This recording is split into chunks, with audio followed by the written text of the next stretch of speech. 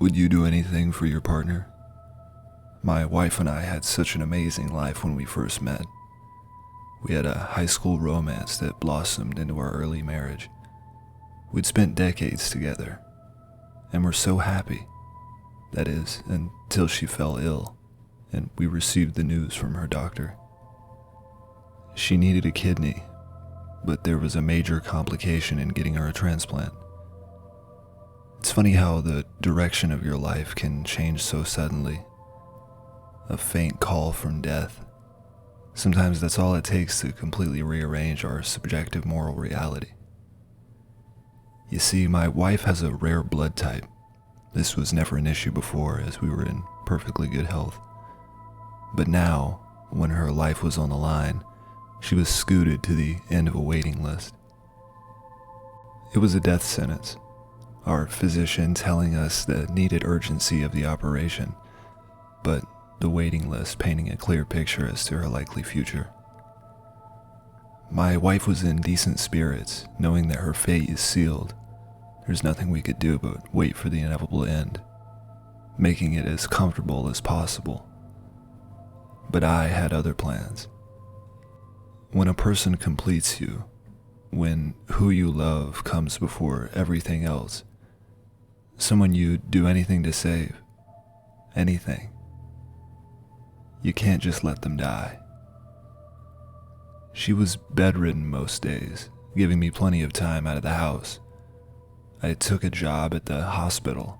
It was actually a large jump in pay for me at the time. I had no formal education, but I worked as a hazardous waste pickup man. I would roll a cart through the hospital collecting bags of used medical waste. It kept my mind occupied, and it would be vital in the plans I've made going forward. I'm so scared to die. Her comments on the ride home after getting the news echoed in my mind. A statement that always repeated in my head, a reminder of our impending loss. One day, I was making my rounds at the hospital. I checked the chart of each patient in the room, and that's when I saw it. I had peered at thousands of medical charts for weeks now, and finally, there it was. A matching type. I knew I didn't have long. This was my chance. The patient was asleep, had an IV drip. I withdrew a needle I had stowed away under my cart that contained sleeping injections. I threw on a lab coat and gently woke up the patient. He was a young man, probably 17 years old. His chart said that he had an operation on his leg from a bullet wound. The weight of the situation hit my chest. But I wasn't going back now. "Hey there, we're just gonna do a quick injection, alright?" He rolled over, groggy from his pain medication. "Alright," he muttered as he rolled over and exposed his arm. "Okay, you'll be feeling a small pinch." I injected him with the needle. He rolled over and went back to sleep. I made my way down the hall not to raise suspicion, and continued my rounds until I had finished. I returned to the patient on the way back through. His mouth was open, drool running down his face. I picked him up off the bed. He was limp and completely out.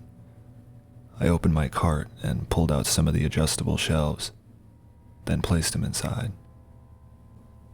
I left the hospital and made a phone call to Sandy, a recently immigrated surgeon that had no practice here. The plan was in action. He met me in my garage and began prepping for the operation. I'd been stockpiling a supply list.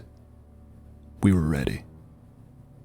I went upstairs and administered another sleeping mix I'd stolen from the hospital to my wife. I watched as Sandy carved open the man's abdomen. He barked instructions, and I followed each order. Sandy warned me of the risks, but this was our only hope.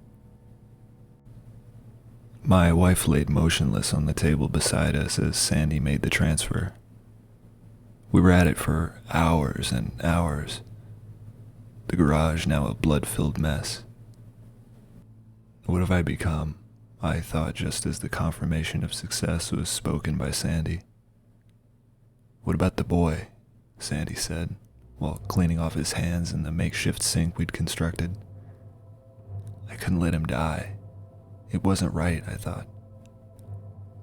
We kept him under for as long as we could while both he and my wife recovered. Sandy gave updates of normality, but in the weeks following, my wife died from complications as a result of the surgery. She never knew what I tried to do for her. I knew she would have never agreed to it. But it was our only chance to relive our sound lives. I took the boy out in the middle of the night to his address that I'd gathered from his information. I sat him upright in a rocking chair on his front porch, the sun just rising over the distant hills. They should find him in the morning, I thought. I went back home, knowing that even I only had a mere weeks to live, my head filled with thoughts of self-harm. I'd lost everything that was precious to me. I gazed out my upstairs window as I saw fleets of police and SWAT team vehicles enter my driveway. As they quickly unloaded and made a formation, my phone rang, and I answered the call. "Great news, sir," the woman on the phone spoke out. "We found your wife a donor."